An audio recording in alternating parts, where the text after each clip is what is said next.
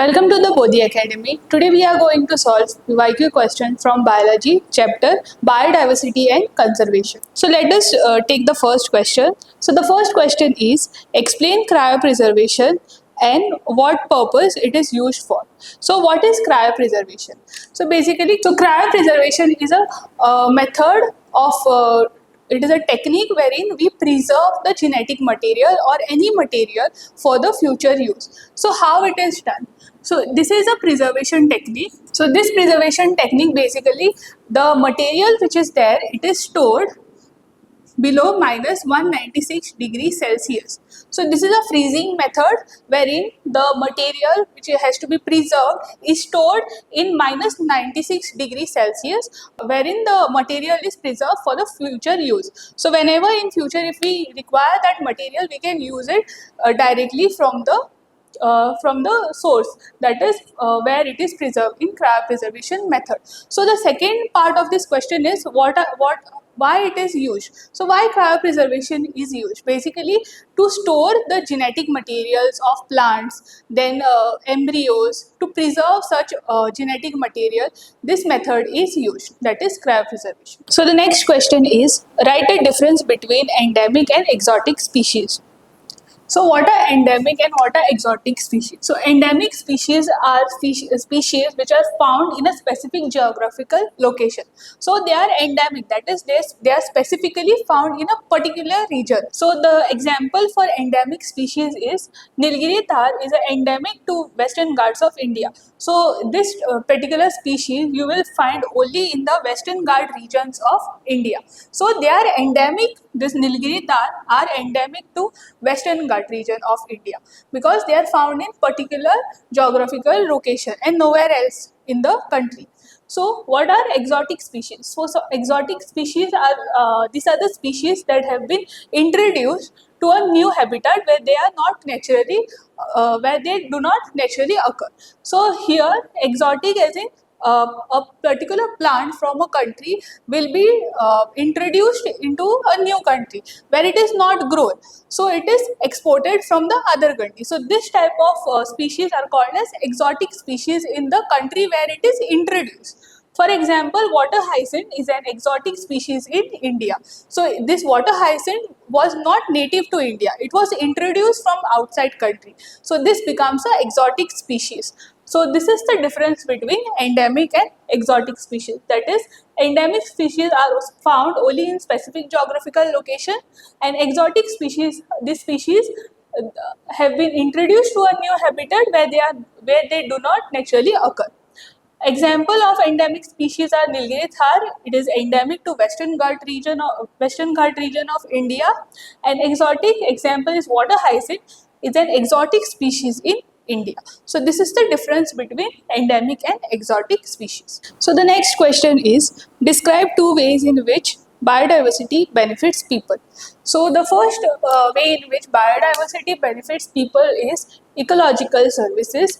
So biodiversity provides us with many ecological services, such as it helps in maintaining the ecosystem stability, then supports pollination, nutrient cycle, control pests, which are essential for a healthy environment. So this is how it contributes in the ecological services. Then the second point is economic and medicinal value. So we all know that the forest has a very economical and medicinal value, that the forest provides us with plants which we use as timber, and also there are in forest there are many medicinal plants which has medicinal values for preparation of various antibiotic medicines for diseases. So this is how the biodiversity provides us with economical and medicinal values. So these are the two methods how biodiversity benefits people. So the next question is, what are the major causes of loss of biodiversity? So the major causes of loss of biodiversity are the four major causes, that is habitat destruction, overexploitation, pollution and climate change. So habitat destruction, basically here deforestation comes in picture. In deforestation, what we do is to construct as we need land for construction. What we do is we cut down a large amount of trees in the forest. So this leads to deforestation, which leads to habitatal destruction in the area where the trees are cut. Then over exploitation. We tend to use resources which are there and exploit the resources, such as we do hunting, poaching, then over exploitation of resources, like we do lot of fishing. So this leads to over exploitation of the resources which are there in the environment. Then pollution. So pollution, basically water pollution, air pollution, then there is land pollution. So these are the different types of pollution that causes destruction of the biodiversity. Then climate change. Because we cut down trees, what happens is there is less rain, and this causes global warming. Because there are less trees, the trees, what they do is, during the process of photosynthesis, they will use the carbon dioxide. So if there are less amount of trees and more amount of carbon dioxide in the atmosphere, what does the carbon dioxide do is, it traps the sun's heat, which tend to cause increase in the temperature of the earth, which causes global warming. So this is how climate change will affect the biodiversity. So these are the main causes of destruction of the biodiversity, that is habitatal destruction, overexploitation, pollution and climate change. So the next question is, what could have triggered mass extinction of species in the past? So what are the reasons of mass extinction in the past? So the first reason can be natural disasters such as volcanic eruption, then there are floods, then asteroid impact, then climate shift. This may have caused the extinction of species. Then sudden sea level changes due to global warming, the sea level changes. So this is another reason. Then evolutionary competitions and oxygen depletion in oceans. So oxygen level depletion in the ocean is caused due to water pollution, wherein the oxygen levels in water will decrease due to the pollution, and hence it will affect the marine organisms, leading to extinction of the species. So these are the main four reasons for extinction of species in past, that is natural disasters, sea level changes, evolutionary competition and oxygen depletion in the oceans. So the next question is, explain as to how protection of biodiversity hotspot alone can reduce up to 30% of current rate of species extinction. So basically, what are biodiversity hotspot? So biodiversity hotspot are regions that are rich in endemic species but are highly threatened. So biodiversity hotspots are basically regions which are rich, which consist of a lot of biodiversity, and it is a region that are rich in endemic species, but they are highly threatened.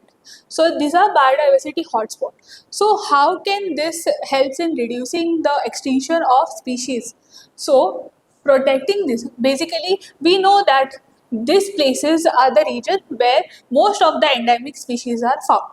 So protecting these areas will ensure the survival of significant portion of Earth species. So we know that these are the places, or these are the regions, these are the hotspot, biodiversity hotspots. They are the region where most of the endemic species are found. If we protect those regions, then those species will be preserved. So this is how it will help in preservation, or ensure, it will ensure that the extinction of this endemic species. Also, conserving them prevents habitatal loss, then helps restore ecosystem, preserving the genetic diversity and reducing the species extinction rate. So, in this way, we can identify the biological hotspot, and if we preserve those hotspots, we can further preserve the biodiversity or the endemic species of that area. So that is why preserving biological hotspot is very important. So the next question is, what is Red Data Book?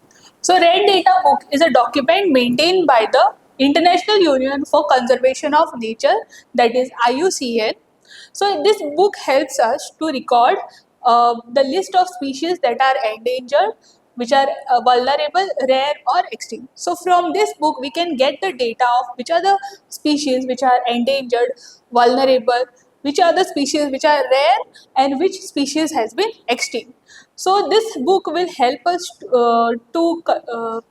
in conservation, planning and tracking of the biodiversity status of any region of a particular place or a country. So the next question is, what does the term frugivorous means? So frugivorous are the organisms which mainly eats fruits. For example, bats, birds, etc.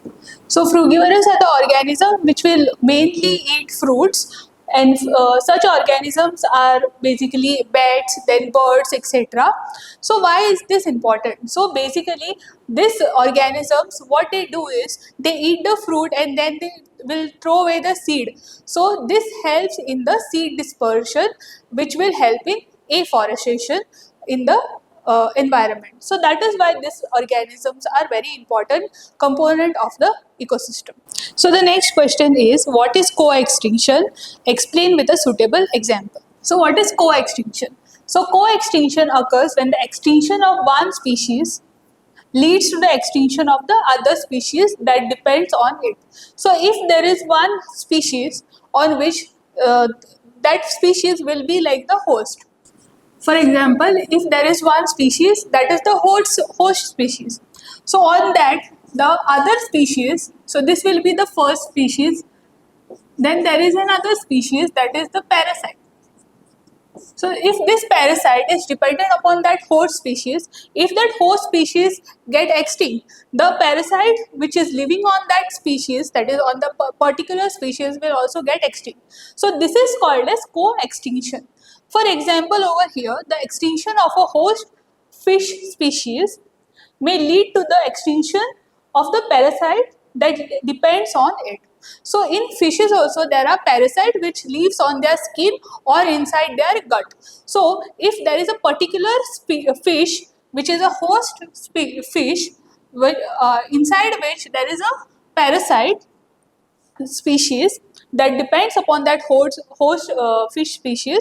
So what happens is, if that host fish dies, that parasite who is dependent upon that species will also die. So this is called as co-extinction, and this is the example for it. So the last question is, what is an endangered species? Give example of endangered plant and animal species. So endangered species are the species which are at a higher risk of extinction. So the species in the biodiversity which are at a higher risk of extinction are known as the endangered species. And why they are at a higher risk? Because of activities such as deforestation, hunting, poaching, then these are the factors because of which these organisms are at a high risk of extinction, and they are categorized as endangered species. So the example over here, for we have to give example of endangered plant and endangered animal. So endangered plant over here is pitcher plant, and endangered animal is the Bengal tiger. So these are the two examples of endangered species which are found in India. Thank you for watching today's video. Please don't forget to like, comment, share and subscribe to the Bodhi Academy.